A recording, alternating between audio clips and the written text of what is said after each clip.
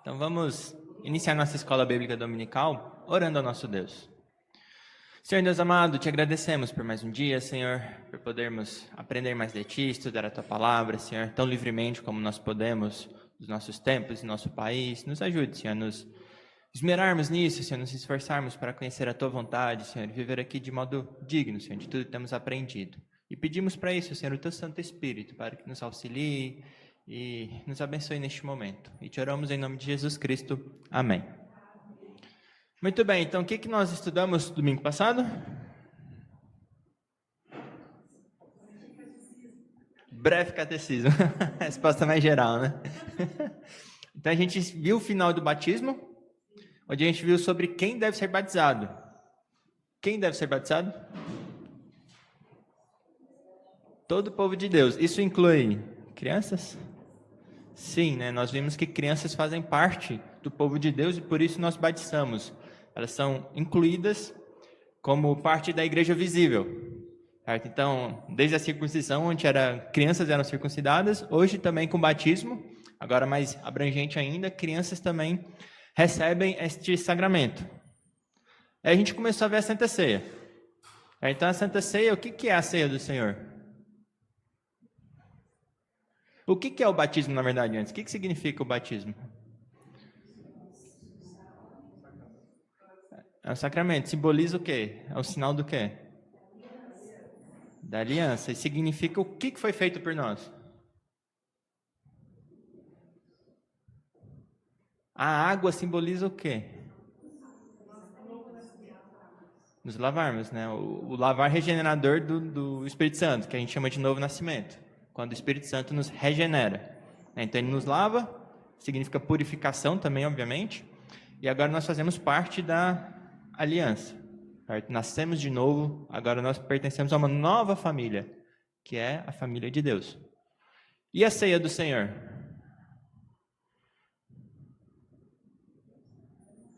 É um sacramento. É um sinal do quê? Do sacrifício de Cristo. Né? Fazer isso em memória de mim. Memória do quê? O que aconteceu? O que Jesus fez? Partiu o pão, né? O que é o partir do pão? Foi moído pelos nossos pecados. Derramou o sangue para a nossa redenção. Nossos pecados foram perdoados porque foram punidos, castigados, devidamente punidos em Jesus Cristo. Então, nosso castigo não foi simplesmente evaporado. Jesus Cristo recebeu toda a punição. A ceia do Senhor, então, é uma memória disso, de que Cristo morreu por nós. Ele foi na cruz no nosso lugar. É o sacramento que simboliza o sacrifício vicário de Cristo. Certo? O pão e o vinho ali era para ser a minha carne e o meu sangue. Mas Jesus Cristo deu a vida dele em nosso lugar. Então, a ceia simboliza isso, certo?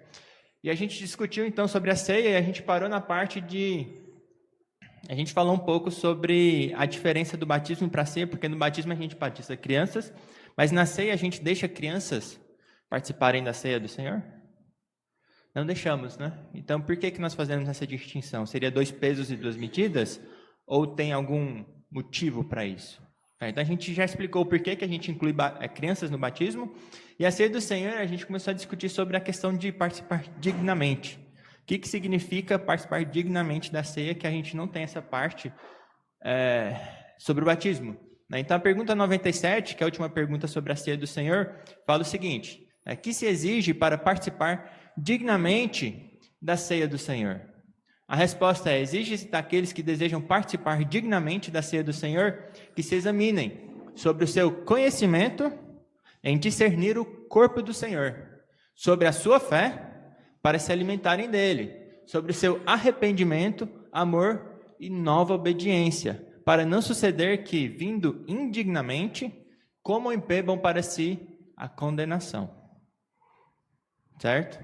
Então, conhecimento, fé, obediência, amor, tudo isso tem que ser parte do nosso exame para chegarmos à mesa do Senhor de forma digna.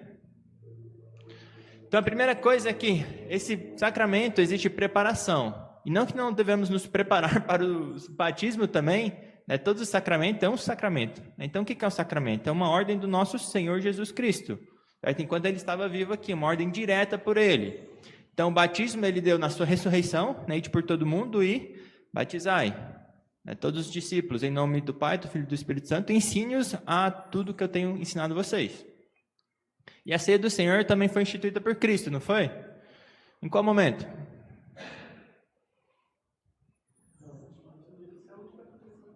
A última refeição dele, a última Páscoa que ele participou, lá no cenáculo.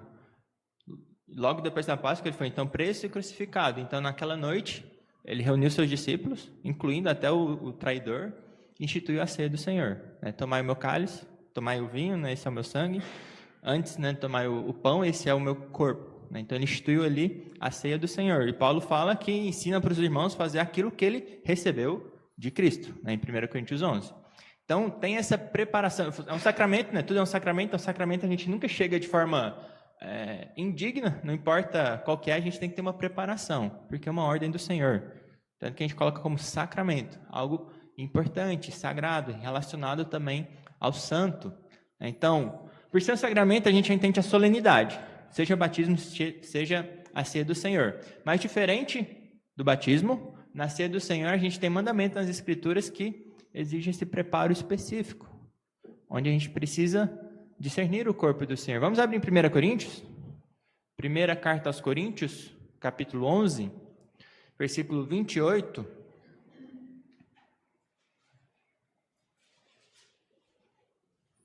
E 29, na verdade. Então, primeira carta aos Coríntios, capítulo 11, 28 e 29. Quem achou, pode ler, por favor?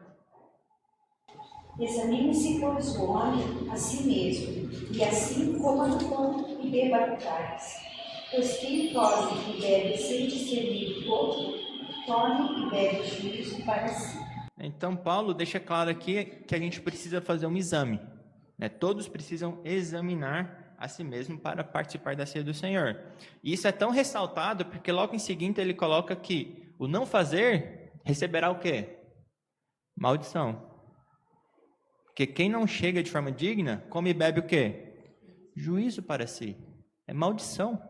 Certo? Então, é claro que a ceia do Senhor exige uma preparação um pouco diferente do batismo. Toda vez que nós participamos da ceia do Senhor, precisamos nos preparar com todo o cuidado possível para não comer e beber juízo. Certo? Então, a ceia do Senhor não é algo trivial, não é algo que a gente chega e come e bebe de qualquer maneira, porque senão é juízo. E muitas pessoas não pensam nisso, como os coríntios. E Paulo fala que isso era o motivo que muitos deles dormiam. Ou seja, muitos deles estavam mortos porque estavam bebendo e comendo o juízo de Deus. Estavam participando, se aproximando de Deus e não considerando ele como santo, como os filhos de Abraão. O que aconteceu com eles? Foram queimados na hora e mandados para fora do arraial e sejam enterrados para lá, porque eles não se aproximaram do Senhor de forma santa, considerando-o como santo, como Moisés falou para Abraão. Então, a ceia do Senhor, nós sentamos à mesa com Jesus Cristo. Certo? Então, não fazemos isso de qualquer maneira, porque quem está, a presença que nós vimos, espiritual e real de Cristo, está nesse sacramento. Como é que a gente senta à mesa de Cristo como se a gente não se importasse com Ele? Com os mandamentos dele? Então é algo extremamente sério, relevante. Por isso que a gente pensa duas vezes quando a gente discute sobre crianças participarem ou não. Porque é juízo. Juízo se não participar de forma digna. E qual que é o propósito então dessa preparação e do exame? Não é, sem dúvida nenhuma, desencorajar as pessoas a participar. Porque não é isso que Paulo fala. O que Paulo fala? Fala para examinar e assim coma, e assim participe. Não examine e fique de fora. Pense, só os dignos estão participando aqui. Examine-se, se arrependa, peça perdão a Deus, porque você tem em Deus o perdão dos pecados.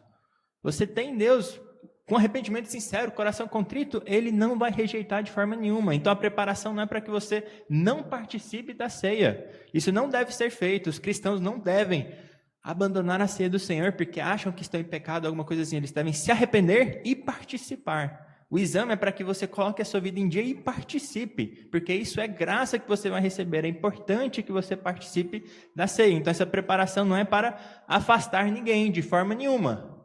certo? É claro, o mandamento deixa claro que Paulo deixa claro que é para você examinar, mudar de vida, se arrepender. Hoje, o quanto mais cedo possível, você tem que ter a sua vida sempre o mais santa possível. Então, Paulo chama atenção para vocês, para nós, né, nos arrependermos de todos os nossos pecados e participarmos, comermos e bebermos junto com Cristo. Cristo, na verdade, né, ele vai participar do mandamento da ceia no Novo Céus e Nova Terra, né? Mas tudo bem, então o objetivo do exame é produzir arrependimento, restauração, não é afastar, certo? Não é impedir pessoas de chegar à mesa do Senhor, mas para que elas se arrependam, se restaurem, né? A comunhão com Deus seja restaurada para esse momento de comunhão máxima que nós temos aqui na terra, que é a ceia do Senhor. Tudo bem? Então não é negativo, o exame não é um ponto negativo, mas é um ponto positivo para a gente. Aí a gente vem sobre a questão de recusa em participar. O que a gente fala para cristãos que estão se recusando a participar da ceia do Senhor? A gente já viu que isso não é correto. Certo? O cristão ele não deve recusar participar da ceia do Senhor. Ele deve abandonar o pecado e não se apegar ao pecado. Então a gente tem que entender, primeiramente, se a pessoa está realmente com dúvida, sinceramente, né, que ela não é digna de forma nenhuma de participar da mesa do Senhor, nem do batismo, como nós também não. Porque se a gente achar que precisa ter mérito nosso para participar da ceia do Senhor, ninguém deveria. Então não é isso que o exame fala. Procure em você dignidade, justiça própria para que você possa participar da ceia do Senhor. Porque não haverá um justo, nenhum sequer. Todos pecaram, todos carecem da glória de Deus, todos nasceram em pecado. Então não é esse a ideia do autoexame. Então se a pessoa está com essa dúvida mesmo, a gente tem, né, que aconselhar que ninguém é digno e não é isso que nos impedirá de participar da ceia do Senhor. Isso não é um motivo lícito para participar da ceia do Senhor. De outra forma, Jesus Cristo tinha dado um sacramento que ninguém poderia. Certo? Não faz sentido uma coisa dessas. Só que muitas vezes a recusa pode ser por crentes nominais. Pessoas que não querem abandonar o pecado e de alguma forma ainda têm um certo temor da condenação, do juízo que iriam beber e comer. Então, nesses casos, o que a gente tem que fazer? Exortar mais ainda, né? Professou a fé, mantenha essa fé. Porque aqui é lugar para os cristãos. Crentes nominais que querem se apegar ao pecado, o que Paulo fala? Não tenham comunhão com eles. Não participem com eles de forma nenhuma. Ele não fala disso do pessoal do mundo, mas aqueles que dizem ser crente, mas estão em pecado, não tenham comunhão com eles. Muito menos eles terão comunhão com Cristo, na ceia do Senhor. Então, crentes nominais também, eles podem recusar em participar da ceia e não devem de forma nenhuma participar da ceia mesmo. Então, temos que exortar para que eles realmente, né, reconheçam Cristo como Senhor e Salvador, porque eles não estão nessa posição. Tudo bem? Então, um outro ponto que pode acontecer sobre a recusa de participar da ceia seria a incerteza da salvação. Precisamos ter certeza da salvação para participar da ceia? Para participar da ceia? Então, nós devemos buscar a certeza da salvação, né? Pedro fala para nós buscarmos essa certeza da salvação. Eu não coloquei o texto ali, eu não lembro exatamente qual texto, qual das duas cartas que está, mas nós devemos buscar confirmar a nossa fé, a nossa salvação. Mas mesmo que nós ainda tenhamos cristãos que não tenham essa certeza, como nós podemos e devemos buscar, mesmo isso não impede de participar da ceia do Senhor. Alguns costumam diferenciar aqui entre crer que estamos salvos, a certeza da salvação, e realmente crer que Jesus Cristo é o Filho de Deus. Porque normalmente os cristãos, eles têm que ter essa certeza, que Jesus Cristo é o Filho de Deus, senão eles não estão crendo em Jesus Cristo. Então a gente pode ter essa diferenciação, essa distinção, ou até separação, né, entre aqueles que não têm a certeza da salvação, mas creem que de fato Cristo é o Senhor, que Jesus Cristo morreu por ela, ou quer dizer, que Jesus Cristo morreu por seus eleitos. Pode estar em dúvida sobre se morreu para ela ou não. Mas se a pessoa crê que Jesus Cristo é de fato o Senhor, sabe o Evangelho e não tem certeza da salvação, nós não impedimos que ela participe da ceia, de forma nenhuma. Muito pelo contrário. Incentivamos que participe da ceia, porque é pela ceia que recebe graça de Deus. Certo? Então, não participar da ceia, na verdade, só vai impedir ela de progredir no Evangelho, no conhecimento da graça de Deus. É um sacramento que nós recebemos da parte de Deus para o nosso bem. Então, elas não devem ser impedidas de participar da ceia do Senhor só porque não têm a certeza da salvação. Tudo bem? Então, Então também não é motivo para recusa. Outro ponto é, a gente pode negar a ceia? Já que a gente está falando sobre motivos para a pessoa não recusar a participar da ceia, a gente pode negar a ceia para alguns? Aí a gente entra na parte de disciplina eclesiástica. Disciplina eclesiástica é importante? Devemos disciplinar os irmãos que estão em pecado? A gente já discutiu algumas vezes sobre isso aqui também, né? Até os reformadores, lá quando eles discutiram sobre o que realmente faz com que uma igreja seja uma igreja verdadeira ou não, eles levantaram 3 pontos, não era? A gente costuma falar que vez ou outra, né? Quais eram esses 3 pontos? O tripé de qual que uma igreja realmente permanece em pé ou não? Pregação da palavra, a disciplina eclesiástica e o que a gente está estudando agora, né? A correta administração dos sacramentos. Então, eles enfatizaram sobre a correta administração dos sacramentos, porque a gente tem igrejas que colocam mais do que os 2 verdadeiros sacramentos e igrejas que têm apenas esses 2, mas não ministram corretamente. Então, isso não é uma igreja fiel a Deus. Então, disciplina é importante. Então, nesse caso, o Catecismo Maior, por exemplo, ele fala que devemos negar os que forem achados ignorantes ou escandalosos. Então, aqui tem até 2 pontos, né? Escandalosos, obviamente, seria o da disciplina. Vamos abrir em 1 Coríntios 5, que a gente já está nessa carta, quem não fechou a Bíblia, que fala sobre a disciplina, que a gente comentou um pouquinho agorinha. Então, 1 Coríntios 5, 1 ao 3, eu vou ler aqui. Lá fala sobre a impureza da igreja de Corinto, né? Repreensões e exortações, é o título aqui editorial. Então, lá está escrito assim: geralmente se ouve que há entre vós imoralidade tal como nem mesmo entre os gentios, isto é, haver quem se atreva a possuir a mulher de seu próprio pai.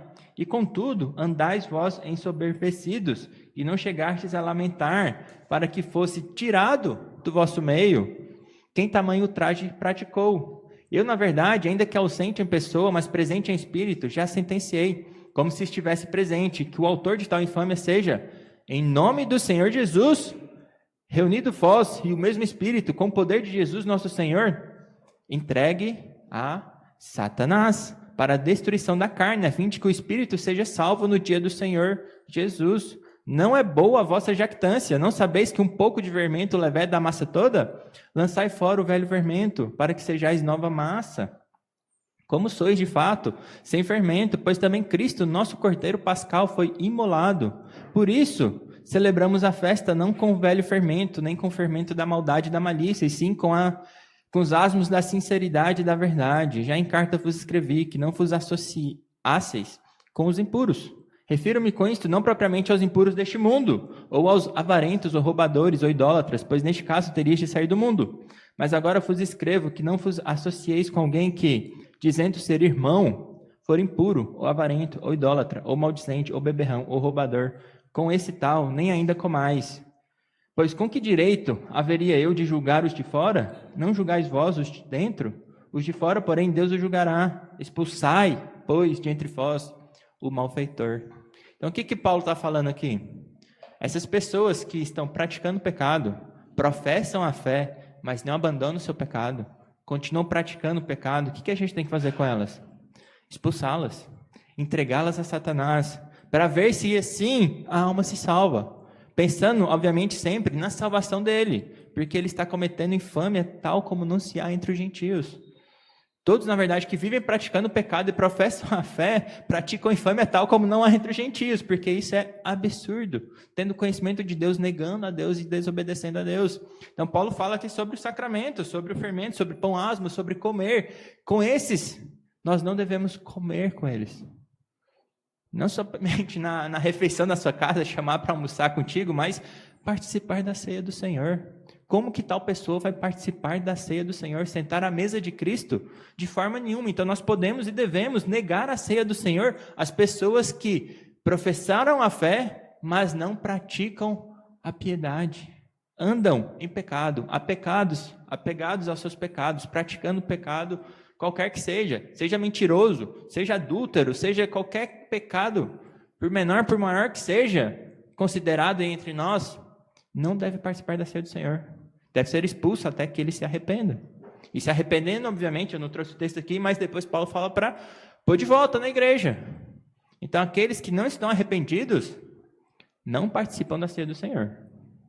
Então, a igreja tem autoridade para negar a ceia do Senhor a essas pessoas.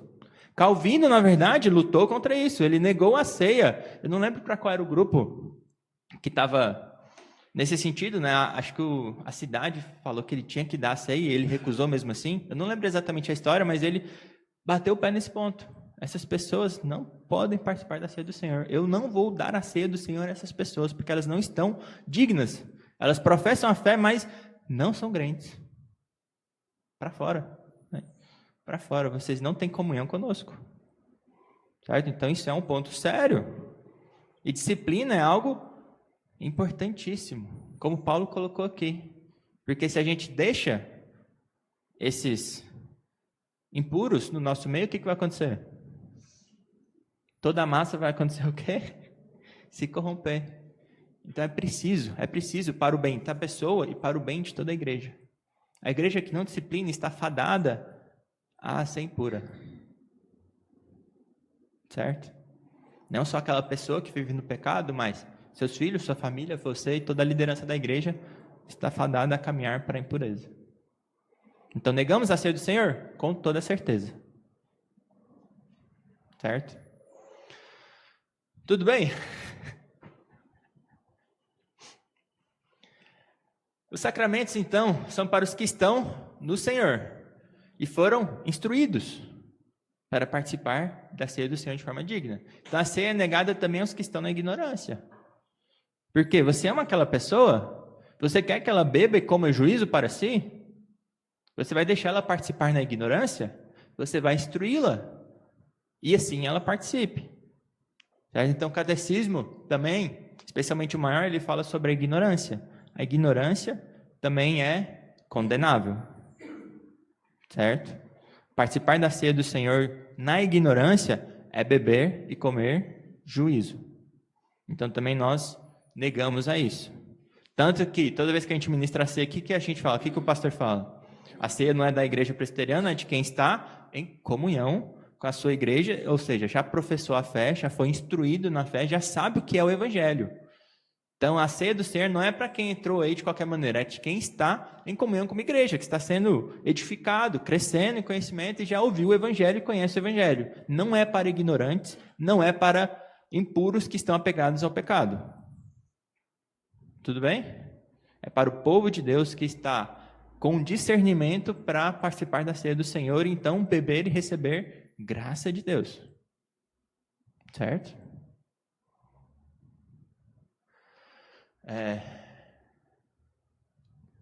Parte final ali, né? Não podemos ver o coração, né, das pessoas, sem dúvida nenhuma. Só Cristo vai saber exatamente. As pessoas podem ter pessoas que parecem ser, né, fiéis, aparentemente praticando piedade, mas estão bebendo e comendo juízo para si. Nós não podemos fazer isso e dessa forma a gente deixa as pessoas participarem, sem dúvida nenhuma. Mas Deus vai cobrar daquela pessoa. Só que no que cabe a nós, né, a prática da pessoa em relação à profissão de fé, isso a gente pode julgar. Então, pessoas que estão professando a fé, mas vivem em pecado, são negadas. E nós temos essa capacidade de julgar, sim. E a gente entra, então, para o cerne da questão. Né? Então, a ceia não é ministrada às crianças, por exemplo, porque elas não conseguem discernir o corpo. O que significa discernir, então?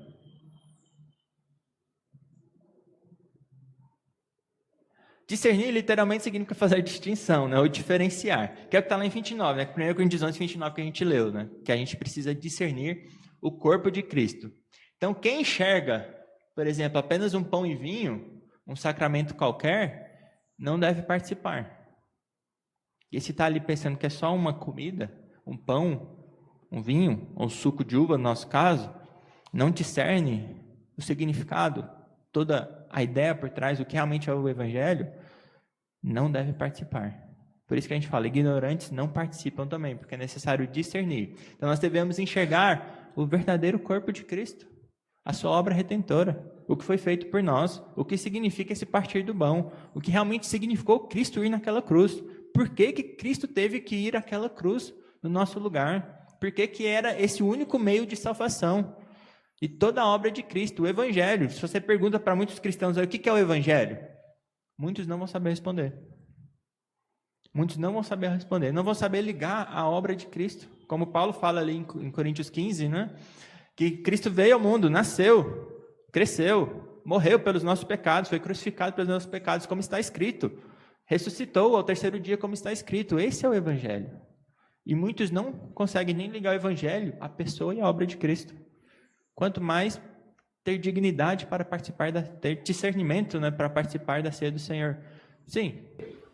Também lembrar, que quando a gente está falando entender, discernir o que significa, lembrar também que em igrejas evangélicas, muitas vezes é falado na transubstanciação, falando desse pão deixa de ser pão e esse suco deixa de ser suco e passa a ser palavra.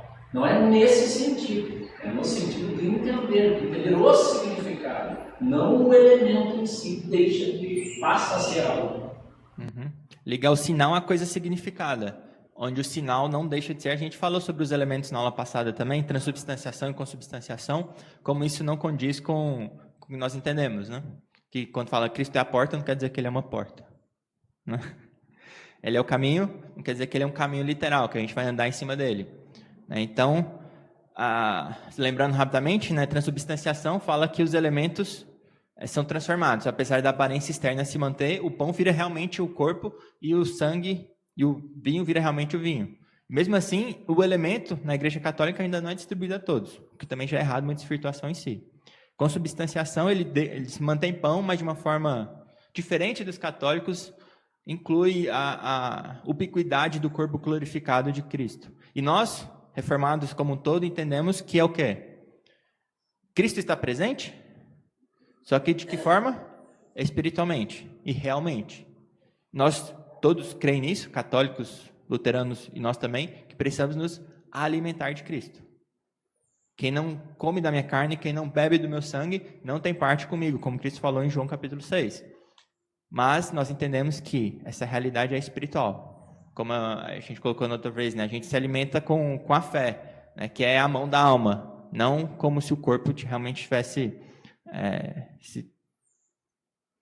a substância tivesse alterado, né? Os elementos tivessem alterado. Porque isso não faz sentido. O corpo humano de Cristo está em um lugar, não é? Onde Cristo está? No céu, à destra de Deus. E esse corpo humano não é onipresente. Todos os atributos humanos se retêm na natureza humana de Cristo. Não se misturam, não se confundem, não se separam. A natureza divina de Cristo é onipresente, a natureza humana de Cristo não. Ela retém os seus atributos de um ser humano. Mais alguma coisa? Então, entender todos os significados, né? Tudo que está por trás, o sinal, que é a coisa significada, tudo isso tem que estar incluso no discernimento da pessoa.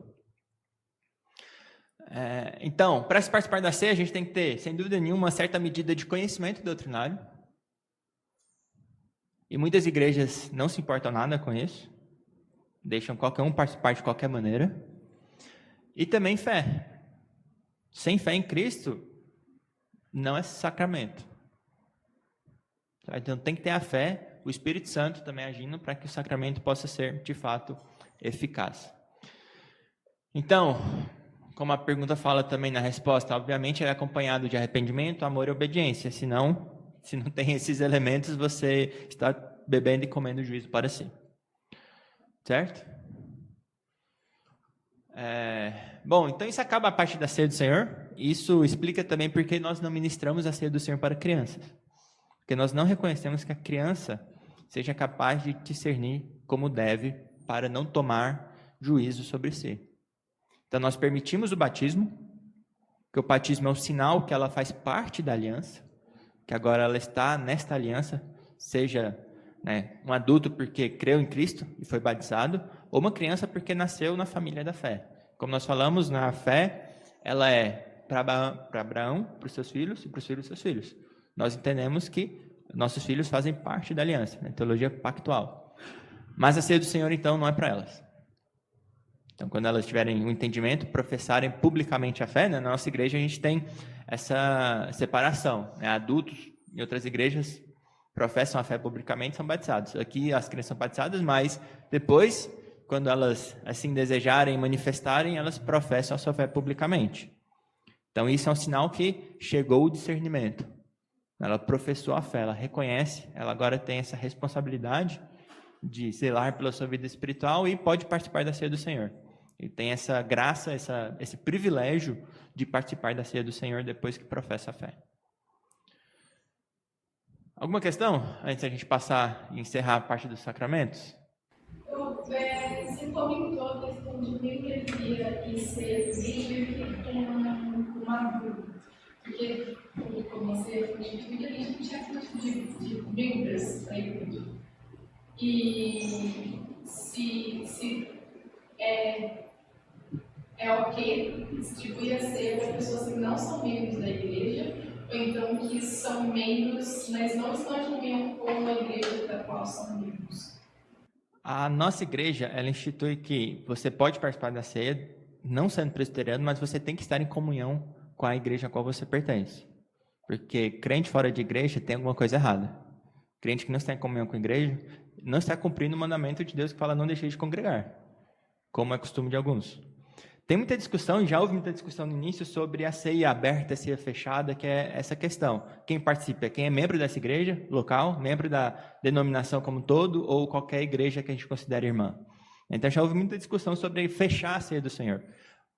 A nossa igreja não entende assim, eu também não entendo assim. A ceia não é pertencente a uma denominação, mas é um sacramento que é ministrado a todo o corpo de Deus, a todo o povo de Deus. E a gente não impede pessoas que são crentes, estão em comunhão com a igreja, está tudo ok, a gente não impede elas de, no momento de estar aqui, participar da ceia do Senhor. Esse é o nosso entendimento. E o entendimento, talvez, da maioria, não sei da maioria, né? Então não sei dizer da maioria. Da maioria que eu conheço, que não pode ser grande coisa, né? Então é um entendimento da IPB como um todo, sem dúvida. Todas as 3 igrejas que eu já fui na vida são assim, é assim. Tudo bem?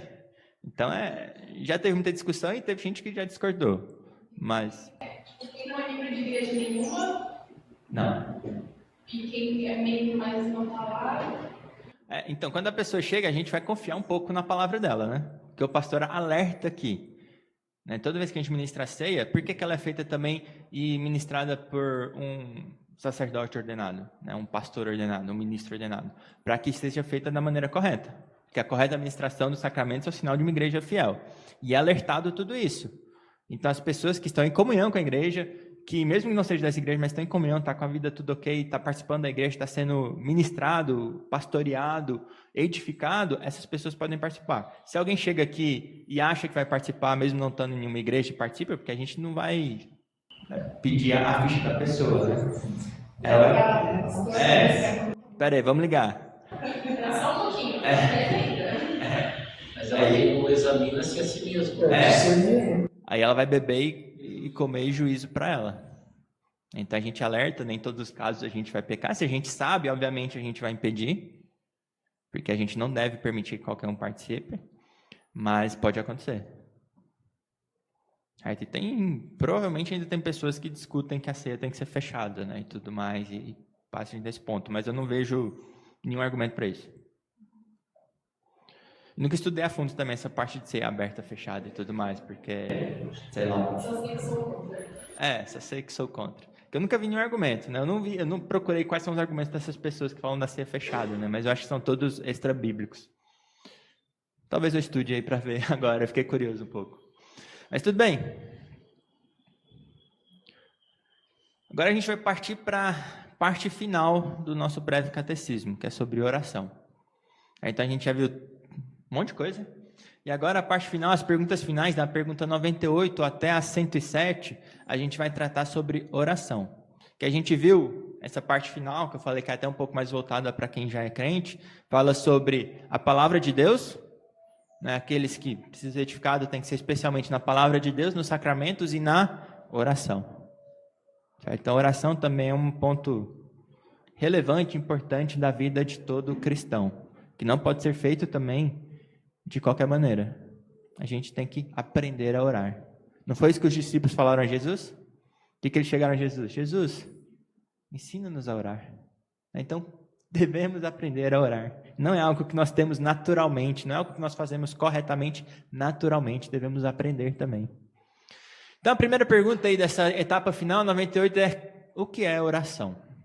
Oração, então, é um oferecimento dos nossos desejos a Deus, por coisas conformes a sua vontade, com a sua vontade, conformes com a sua vontade, em nome de Cristo, com a confissão dos nossos pecados e um agradecido reconhecimento das suas misericórdias. Então aqui fala sobre todas as etapas e possíveis tipos de oração, né, e pontos importantes e relevantes, como conforme a sua vontade, que talvez muitas pessoas ignoram essa parte, querem mandar em Deus, né? Querem comandar a Deus, fazendo as coisas conforme a vontade dela, em nome de Cristo. E muitas pessoas podem incluir em nome de Jesus, amém? Só que não sabem o que é isso. Por que a gente faz isso? Por que a gente precisa do nome de Cristo? Então, essa ignorância também devemos eliminá-la. Muito bem, então, primeiro ponto, cristãos e ímpios, né? Ímpios pagãos também oram. Só que eles podem orar de várias maneiras, né? Com motivos variados, mas geralmente eles oram em seus nomes. Nós não fazemos assim, oramos e colocamos o nome de Jesus Cristo. Eles oram em seus nomes, ou por meio de um mediador qualquer, ou de vários mediadores, e direcionado a deuses e pessoas que já morreram. Isso tudo não faz parte da oração cristã, certo? Não oramos em nosso nome, não oramos a mortos, não oramos por meio de mediadores quaisquer, também não oramos direcionado a deuses falsos, ou a pessoas que estão vivas também, que é uma oração mais falada e direta, né? A oração cristã ela é oferecida ao único e verdadeiro Deus, certo? Se não é ao único e verdadeiro Deus, é uma oração inútil. Então a gente vai ver um pouquinho mais sobre isso. E em nome de Jesus, que é o único mediador que nos confere acesso ao Pai, certo? Então, Romanos 5, 1 e 2, vamos abrir lá rapidinho? Romanos capítulo 5, 1 e 2.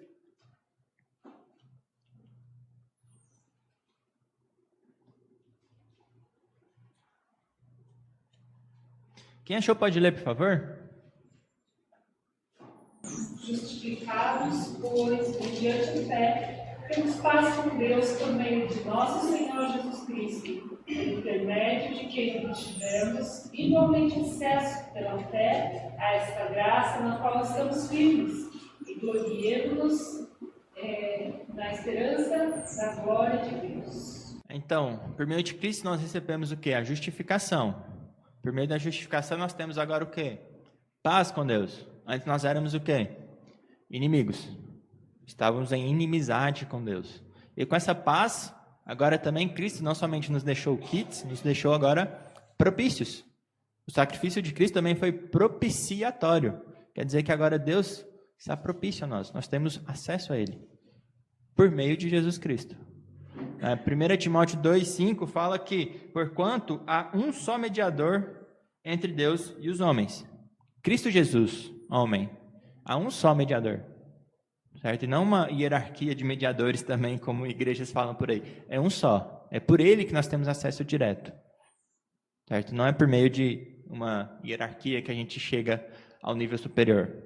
É por meio de Cristo, diretamente com acesso ao Pai. A cortina lá, o véu do Santo dos Santos foi o quê? Rasgado.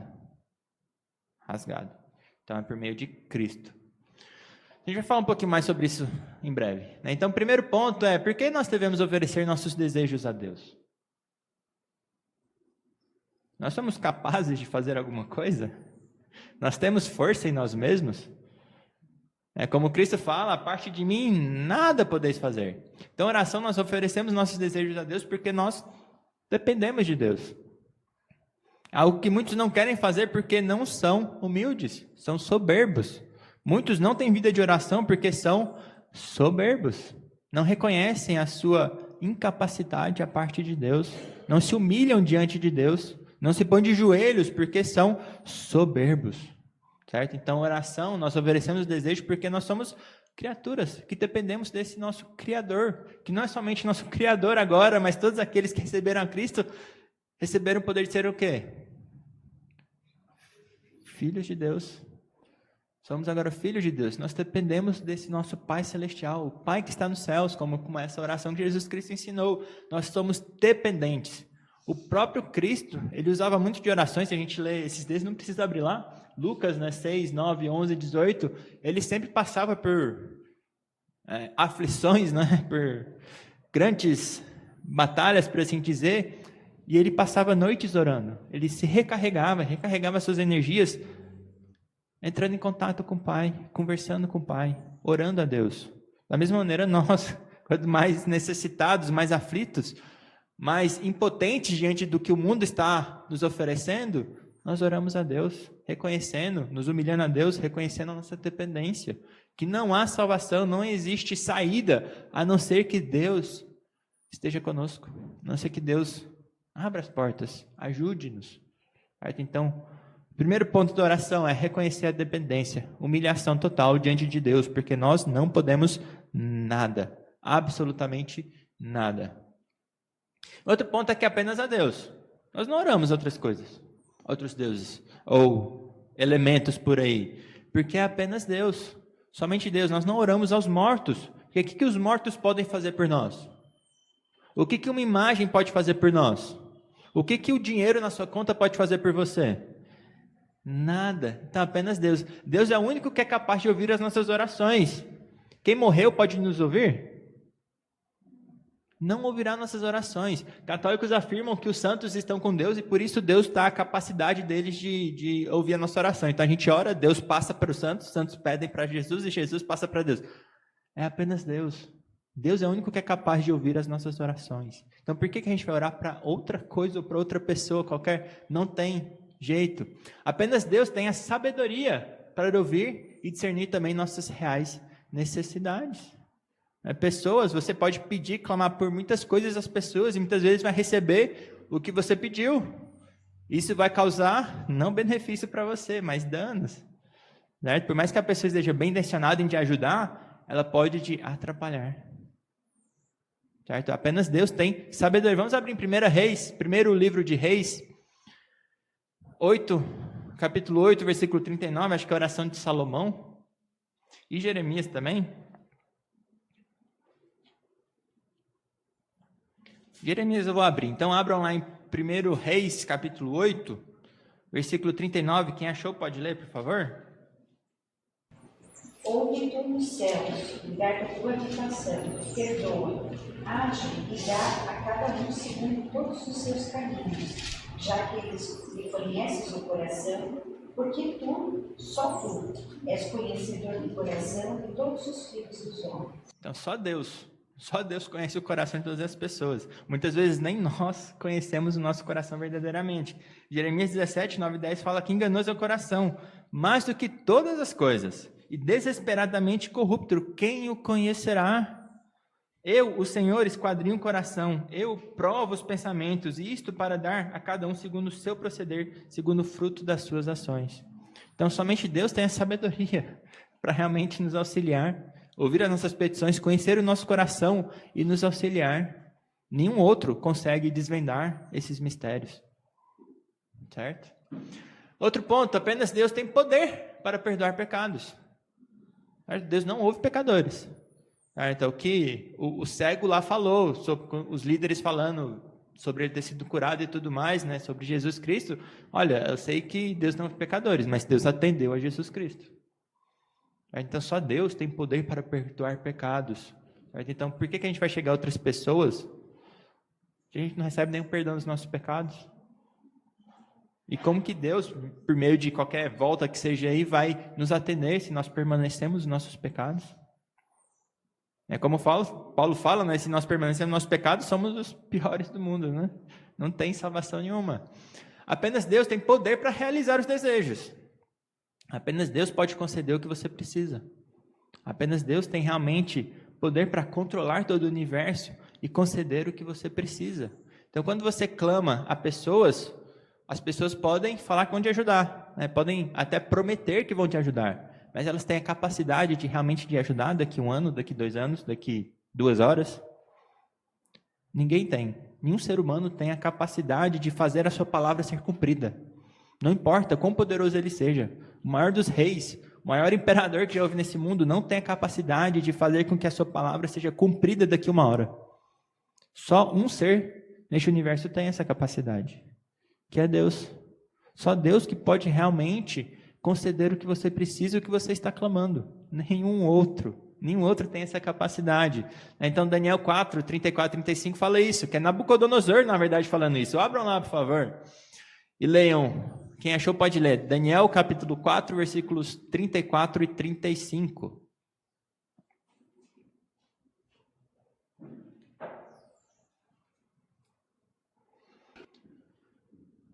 Ao fim daquele período, eu, Nabucodonosor, levantei os olhos ao céu e percebi que meu entendimento tinha voltado.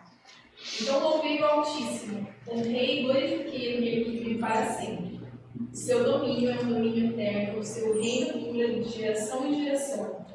Todos os povos da terra são como nada diante dele. Ele age como lhe agrada, com os exércitos dos céus e com os habitantes da terra. Ninguém é capaz de resistir à sua mão, ou dizer o que fizeste. Então, como Deus não há. Não importa quem seja, só Deus que pode fazer todas as coisas e ninguém pode impedir a mão, nem sequer questionar. Porque Deus é o único que é todo-poderoso. É o único que controla todas as coisas. Nenhum outro ser controla nada, na verdade. Né? Nenhum outro ser pode controlar nada, porque Deus é que está no comando de todas as coisas. Como nós pregamos sobre a soberania de Deus, né? Apenas Deus é digno de adoração e confiança. Certo? Não há outro que é digno de adoração e confiança como nosso Deus. Como é que nós vamos orar e honrar pessoas que não são dignas de adoração e confiança? Né? Jeremias 17:5 fala, assim diz o Senhor, maldito o homem que confia no homem, faz da carne mortal o seu braço e aparta o seu coração do Senhor. Maldito aquele que põe a sua confiança em mortais, em seres que não são capazes de nada, que se apartam do Senhor. Maldito seja quem pensa que pode confiar em homens. Somente Deus salva. Só em Deus há salvação. Só em Deus há poder verdadeiro. Todo o resto depende de Deus. Todas as potestades por aí dependem de Deus. Recebem o seu poder diretamente de Deus. Então apenas Deus é digno de adoração e confiança.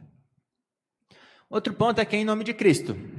Nós não oramos e mandamos a nossa oração em nosso nome, mas em nome de Cristo. Então a oração cristã é feita assim porque nós precisamos de um mediador. Certo? Como a gente já falou, existe alguém que é digno, justo, que pode se apresentar diante de Deus dessa forma? Não há. Não há. Não existe justiça própria em qualquer ser humano por aí. Somente um que foi nascido de mulher, mas não de homem, por uma geração diferente da ordinária, realmente não havia pecado. Certo? Todos os outros são pecadores, não podem sequer permanecer diante de Deus. Então nós precisamos de um mediador. É uma ousadia a gente pensar que podemos falar diretamente a Deus sem a necessidade de um mediador. Presunção, achar que nós podemos permanecer diante de Deus. Então é sempre por meio de Jesus Cristo, que é o nosso mediador. E é apenas o mediador, como a gente já falou. Não existem co-mediadores, ou co-salvadores, ou qualquer coisa. Existem cordeiros. Graças a Deus existem cordeiros. Mas em relação à obra de Deus, não existe co-nada. Certo? Não existe ninguém que pode auxiliar na mediação em relação a Deus. Então uma oração ao Deus verdadeiro, ser o mediador, é tão inútil como uma oração a um Deus falso. Certo? Então, se você pensa que pode orar a Deus em seu nome, vale o mesmo tanto que orar a um Deus falso. Tudo bem? Sim. Isso é no sentido principalmente de intenção de coração, né? Porque ou é obrigatório ter uma oração. Porque às vezes a pessoa realmente não orar no final ou no início, com as palavras usadas. Então, faz essa oração ficar assim ou... Normalmente, especialmente publicamente, a gente coloca isso explicitamente. Certo? Agora, no dia a dia, eu não vou dizer que tem que sempre falar, eu sempre falo, né? Sempre que possível, mas a gente ora, a gente deve orar como? Sem cessar. Neemias também é um caso desse, né? Que era um homem de oração e depois orou lá imediatamente do rei e já tem uma resposta. Será que ele, no caso lá, não falou em nome de Jesus, mas será que ele pensou que era por meio de um mediador? Porque antigamente também tinha a sombra e era por meio de uma mediação, né? Por meio de um mediador. Eu nunca pensei nisso. Eu diria que no dia a dia, tudo nas necessidades e aflições, se você já, né, está caminhando na fé há muito tempo, talvez implicitamente você já tenha essa noção de que você tem acesso a Deus somente por meio de Jesus Cristo. E mesmo que você não coloque essa frase, ela vai chegar a Deus da mesma maneira. Porém, é bom sempre que tenha essa frase, especialmente publicamente, quando a gente ora com os nossos filhos, com tudo mais, para que eles saibam que a gente entende que é somente dessa maneira. Então, no seu dia a dia, na sua cabeça, especialmente, né, quando é privada, eu não diria que é obrigatório. Porém, de forma pública, eu diria que é essencial. Faz muita diferença para os que estão ouvindo também. Não sei se alguém tem alguma coisa a falar sobre isso. Eu nunca pensei realmente sobre... Porque muitas vezes é usado como fórmula, né? Fórmula mágica, né? O nome de Cristo tem poder. Então, Jesus Cristo. E acha que vai acontecer as coisas. Na verdade, antes, você tinha colocado que, apesar de eles falar, se a pessoa não entendeu o que está falando, também não... Acho que era sobre a ceia ainda, né? Ou não?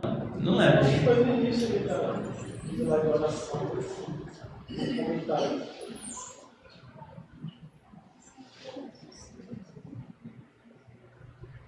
A pessoa não entende quando fala assim, o nome de Jesus, mas a gente não sabe o porquê, qual a importância disso.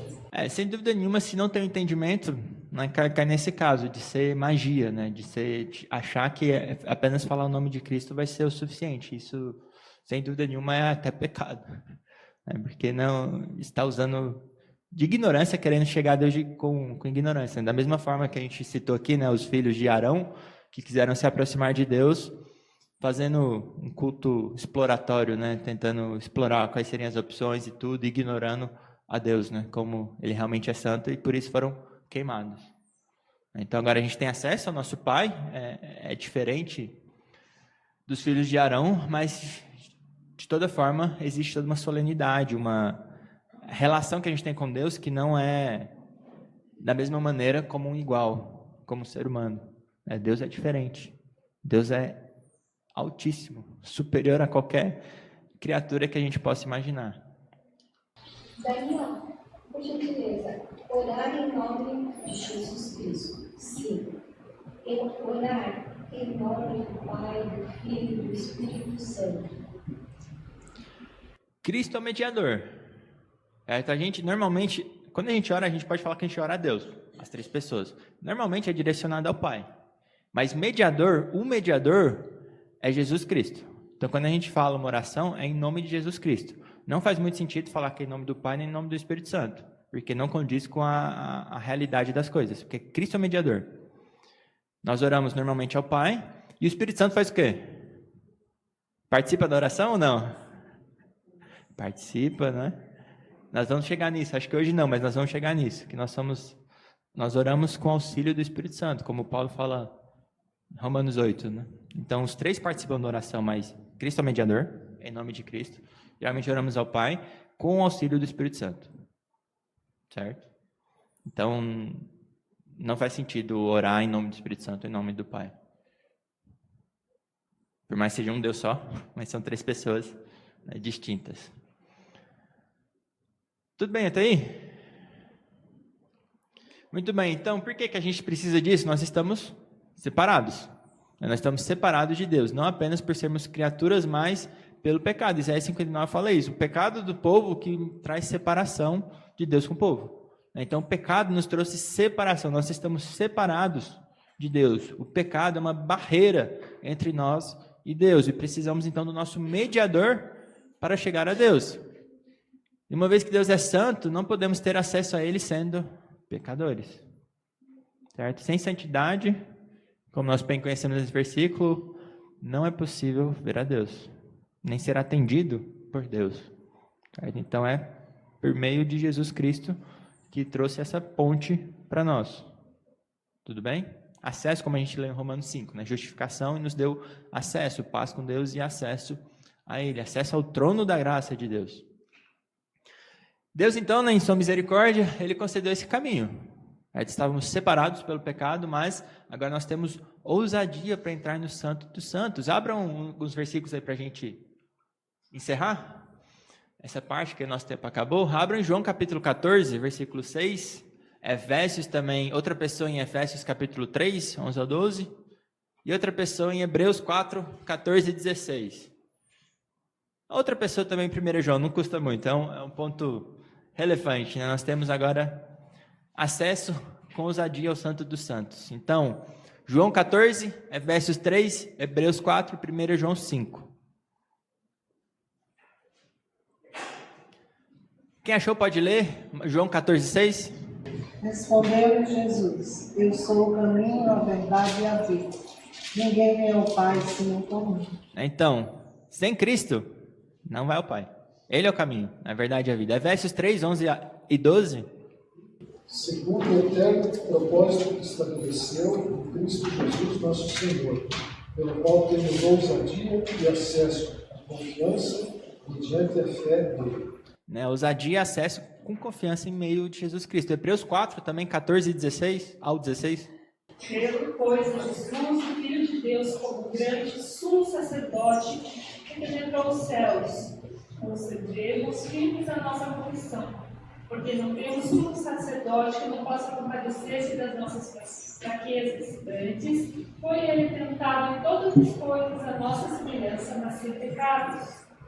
Acheguemos, portanto, confiadamente, junto ao trono da graça, a fim de recebermos misericórdia e acharmos graça para socorro em ocasião oportuna.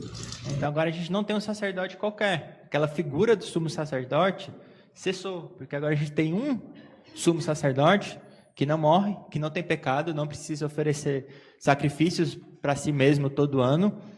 E por isso, esse sumo sacerdote, que não é qualquer um, que sofreu por nós, sabe o que é necessidade, por meio dele nós temos confiança para chegar ao trono da graça, para receber a misericórdia. Nós temos o sumo sacerdote, não há outro qualquer. 1 João, para encerrar essa parte, 5, 13 a 15. Estas coisas vos escrevi, a fim de saberes que tendes a vida eterna, a vós outros que credes em nome do Filho de Deus.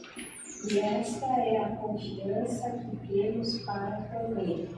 E se pedirmos alguma coisa segundo a sua vontade, Ele nos ouve. E se sabemos que Ele nos ouve, quanto ao que lhe pedimos, estamos certos de que obtemos os pedidos que lhe temos feito.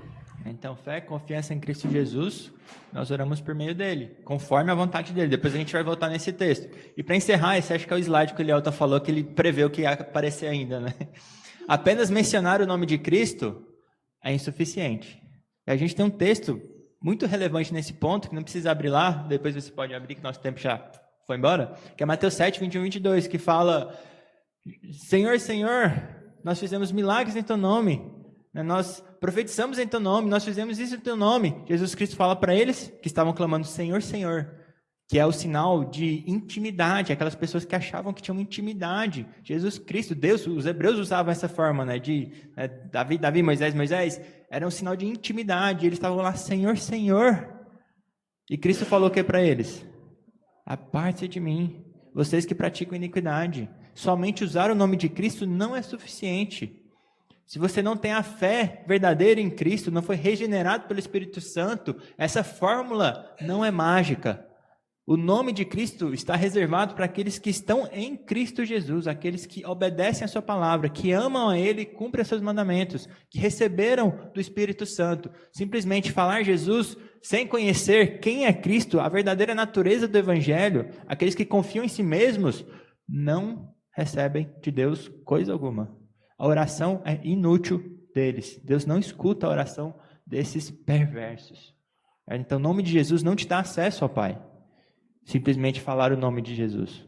O que te dá acesso é estar em Jesus Cristo. Quando você creu em Jesus Cristo, Isso é o que te dará acesso e confiança para chegar ao trono da graça. De outra sorte, você estará diante de Deus com os seus pecados e será aniquilado. Seu lugar será o fogo eterno. Tudo bem, alguns oram, então, confiando na sua justiça própria, que é exatamente isso. Aqui é a parábola que todo mundo conhece também. Quem não conhece, lê depois lá, Lucas 18, 9 e 14, que chega o fariseu e o publicano para orar diante de Deus. Qual que é a diferença da oração dos dois? Um bate no peito, aí fala, ai de mim, né? Sou humilde, tenha misericórdia de mim. O outro chega como? Graças dou, porque eu não tenho pecado, porque eu não sou igual aquele lá. Jesus Cristo pergunta, então, qual dos dois deve ser justificado? Aquele que se humilhou diante de Deus ou aquele que se exaltou? O que se humilhou diante de Deus foi justificado, ou seja, não está mais em seus pecados, tem acesso a Deus, não tem mais medo da perdição eterna, porque Cristo o perdoou. Agora, aqueles que confiam em si mesmos não foram justificados, não têm o perdão dos seus pecados, não têm acesso a Deus. O seu lugar será inferno, fogo eterno. Tudo bem? Aí outra parte que a gente começa no outro domingo seria o Espírito Santo e depois a gente vai. Então, alguma questão ainda a se tratar? Que queiram perguntar ou questionar? Pastor, pode orar para a gente, então, por favor, para encerrar?